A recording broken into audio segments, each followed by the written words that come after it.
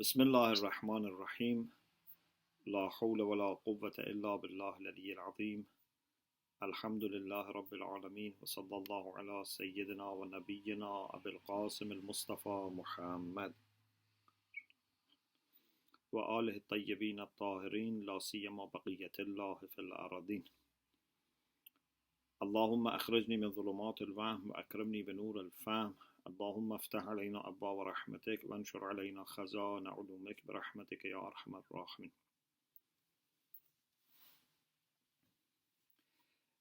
We have tawfiq to continue our study of 40 hadith. Today we start hadith number 9, which is on nifaq, hypocrisy. Again, Imam Khomeini, according to his own chain of narration, connects to Sheikh Kulaini rahmatullah alayh, and then Sheikh Kulaini from Muhammad ibn Yahya, from Ahmad ibn Muhammad ibn Isa, from Muhammad ibn Sanan, from Awn al-Qalanisi, from Ibn Abi Ya'fur, from Imam Sadiq alayhi salam. من لقي المسلمين بوجهين واللسانين جاء يوم القيامة وله لسانان من النار. Whoever meets Muslims, it doesn't need to be people of your own school of Islam.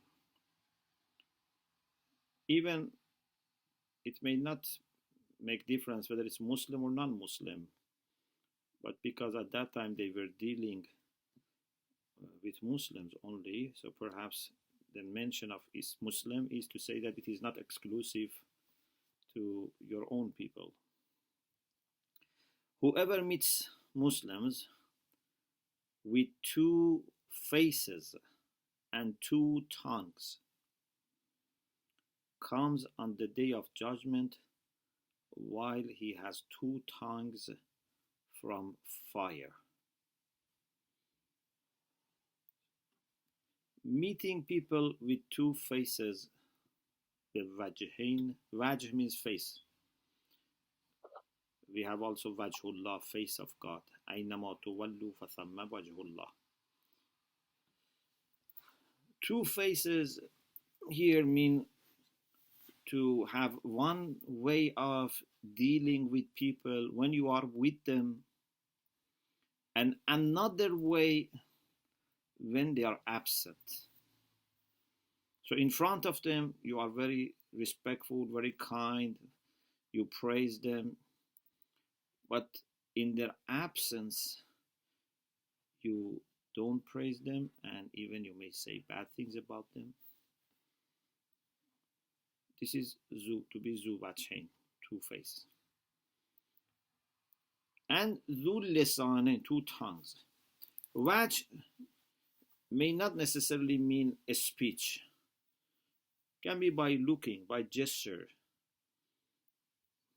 Sometimes when people are there, we bend before them, we stand up before them.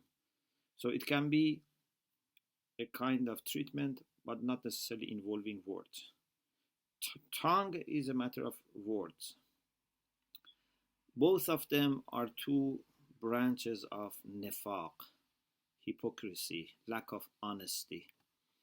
So if someone meets people with hypocrisy, without honesty, says bad things in their absence and good things in front of them, he would have a severe punishment. But his punishment would be manifestation of the problems that he have in this world, of course maybe in a different scale, but would not be disconnected. So because here he had two faces and two tongues, on the day of judgment would have two tongues from fire. This is warning, and this shows that with maximum carefulness and caution. We need to check ourselves and examine ourselves. Are we honest with each other? Are we, na'udhu billah, munafiq or hypocrite? So because of this, now let's have more discussion about hypocrisy or nifaq. The first chapter is about maratib, levels, ranks, degrees of hypocrisy.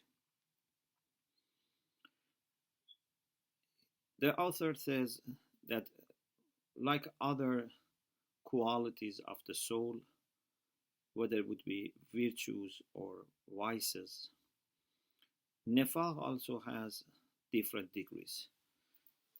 For generosity, for bravery, or for selfishness, greediness, so whether it's a matter of virtue or vice, there are different degrees. The same is with nifaq and hypocrisy. There are different degrees for that. And if we don't fix problems and leave it to continue, it can become more and more. And it may reach the point that that vicious quality may become permanent. If I want to use some philosophical terms, qualities of the soul first are aras, are accidents, are not substance.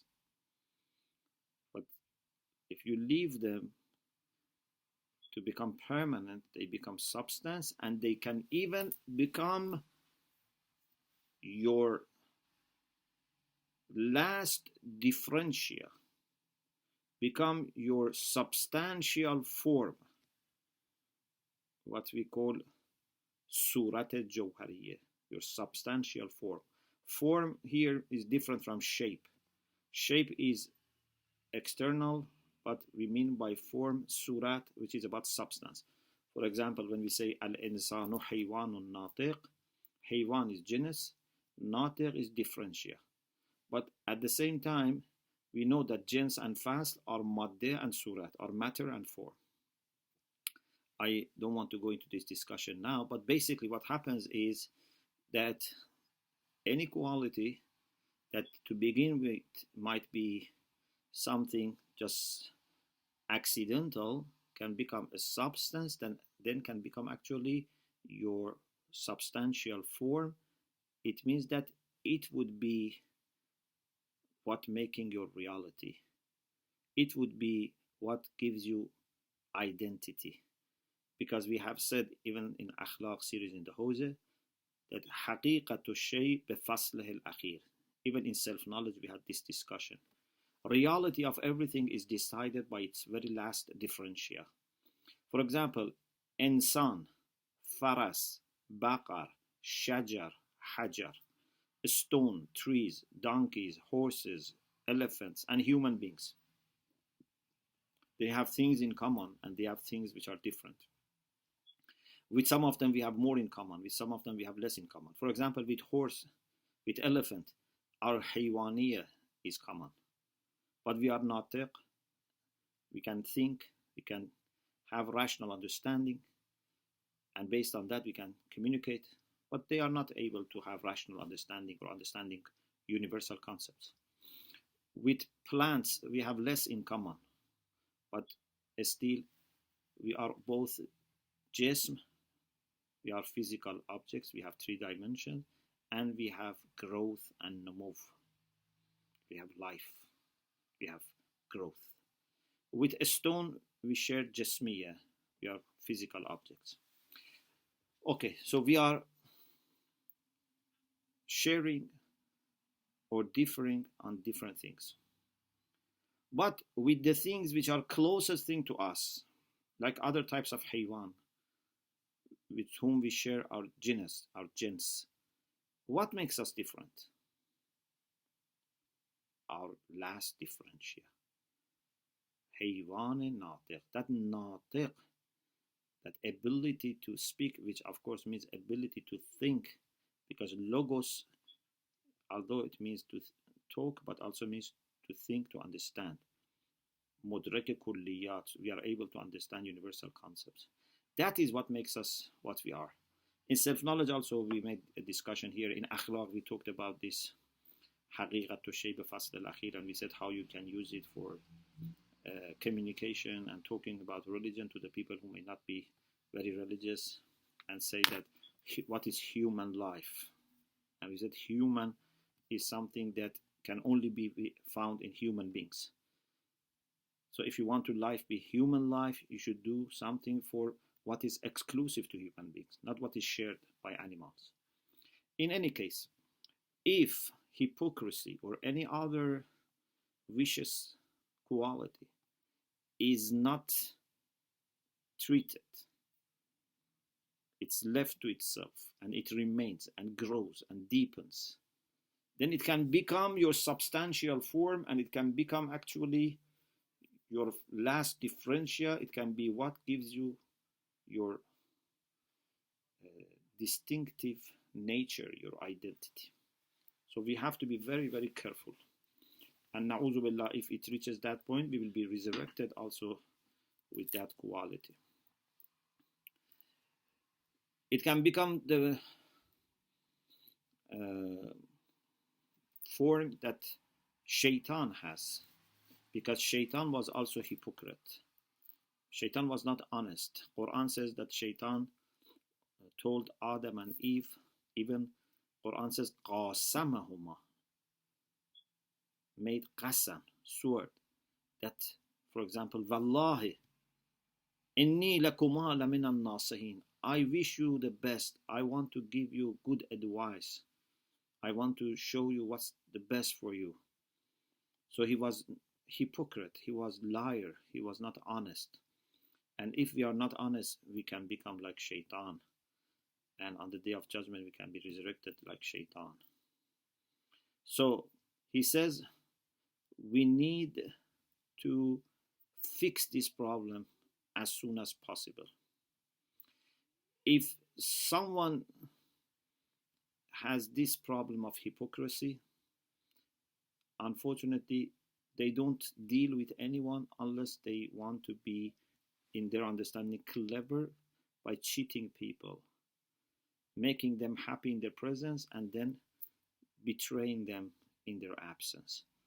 And this may start with one person, two persons, but it can reach to every person, with their friends, with their colleagues, neighbors, family members. With all, they become hypocrite and dishonest. And he says, چنین شخصی از بشریت و انسانیت دور و با شیاطین محشور است. If someone becomes so dishonest and hypocrite, he's no longer a human being. He's far away from being a human and would be resurrected with Satan's. So, this is about different degrees in nifaq that can become stronger and deeper. But also, there can be differences with respect to the subject for which one is dishonest. For example, about religion. Someone may pretend to be faithful, to be religious, but may not be. Or, for example, may pretend to be practicing. Or it can be with respect to virtues, moral merits, or righteous deeds. Or even in ordinary things. For example, someone pretends to be punctual, pretends to be, I don't know, knowing something and he doesn't know. And sometimes you may be hypocrite with family members, with friends, but sometimes you can be hypocrite with prophet, with imams, with awliyaullah, with ulama, with mu'mineen, with Muslims. Or even Imam Khomeini says, سایر بندگان خدا از ملل دیگر. Even you can be hypocrite if you are not honest with servants of Allah from other traditions, other religions. And this is why I said at the beginning that it's not just with Muslims you have to be honest. You have to be honest with everyone. When it comes to virtues, you cannot be selective. Maybe in fiqh that we have different rulings sometimes because life is very complicated and might be difficult for people to observe everything all the time. Or maybe there's a matter of reciprocity. There are different things. But when it comes to virtues and to qualities, you cannot be selective.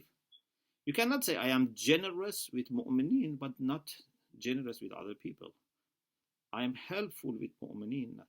If you are generous, if you are kind, if you are brave, if you are honest, this quality would exhibit itself everywhere,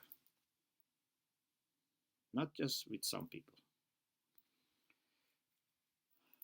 Okay, so we have different degrees of nifaq in itself. We have different degrees of nifaq with respect to the subject, to the people towards whom we are not honest, and therefore they can have different degrees of ugliness. But they are all branches and leaves of this vicious tree. شاخ و برگ یک شجره خبیثه هستند. So it means all these types of hypocrisy are branches and leaves of the same vicious tree, which is nifaq. The next chapter is about the problems that may also follow. So not only hypocrisy is very bad, but also it can lead to other problems. In dunya, it can totally damage our reputation. If people know that we have this quality, no one would listen to us, no one trusts us, no one would speak in front of us. People would hide themselves from us, or will be very cold with us. And in Akhirah also we have problem, as we have hadith that a person who is, hypocrite, then he would be resurrected with two tongues, as we said now. Or in another hadith, Rasulullah says they would come with two tongues, one coming from front and one coming from back, and both of them are with fire and burn the whole body. Your whole body can be burnt by your tongue. This is manifestation of sins of tongue that can destroy our own life and future.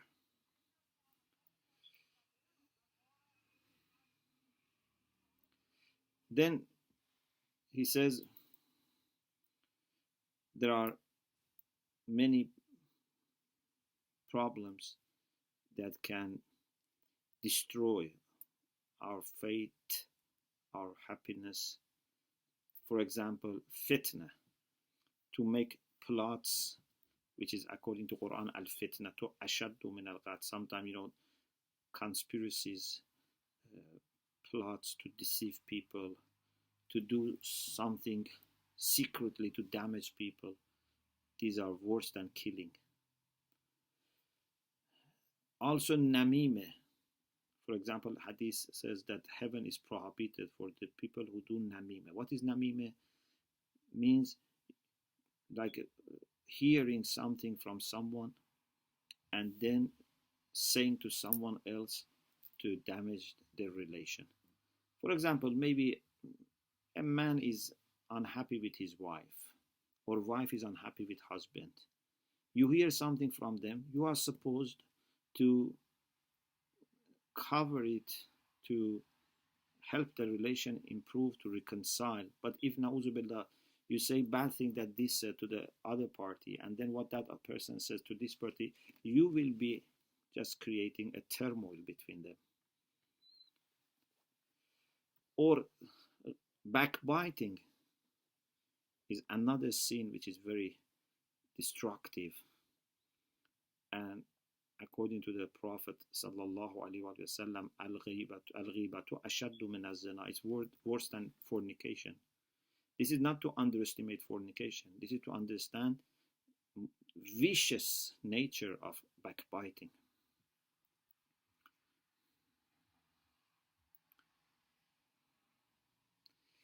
Then he says we have to be very much careful and monitoring ourselves, because plots of shaitan and plans of shaitan and traps of shaitan, both plots and plans, are very subtle and delicate, and it's hardly possible to get rid of them unless you are very careful and you really are asking Allah for help. Maybe, God forbids, just with a kind of inappropriate gesture, look, move of hand, we become hypocrites. For example, someone is talking to us, but without his notice, I show to you that he is saying nonsense. I ridicule him. This is hypocrisy, because I am secretly saying something that I don't want him to know about me. He says, like a very kind and excellent doctor or nurse who looks after his or her patient, checks fever, checks everything, blood pressure, heart beating, you should do the same with your own nafs. Be very careful, otherwise your nafs can be killed by this spiritual illness. Then there is a discussion about how to treat, how to heal nifaq. What is the solution? There are two general types of solution. One is contemplation. With contemplation and meditation, we should keep thinking about vicious and ugly nature of nifaq, how bad it is, what harm it can cause, and we really should so much think about it that we start hating it. But also there are practical solutions, and practical solution is that you must make sure that you act against it. So for good period of time, you monitor yourself very carefully and act against your wishes or desires of nafs.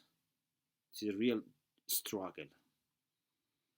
And you try to be speaking good about, in a good way, and behaving in a good way, both in presence and absence of people. Leave aside dishonesty and all the tricks, and ask Allah subhanahu wa ta'ala for tawfiq to help you control your nafs and resist against the whims of nafs.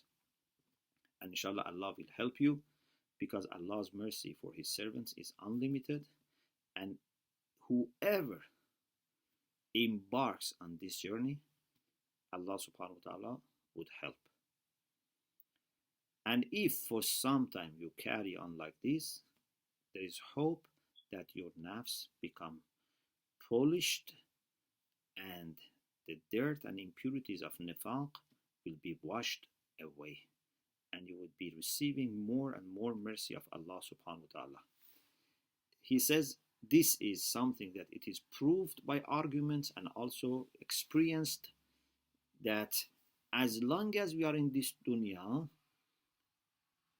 we are able to change our situation. With good actions or bad actions, we would be influencing ourselves. So if you do good things, it would have a kind of illuminating and enlightening impact on you. If you do bad thing, it would darken you. So either you move to the point that your heart becomes fully enlightened, or your heart becomes fully dark. So as long as we are in this world, we have free will to work for our happiness or for our misfortune. And we are shaped and formed by our own actions. So this is most of the discussion about nifaq. Then there is about different types of nifaq that inshallah we leave it for the next session. وآخر دعوانا أن الحمد لله رب العالمين.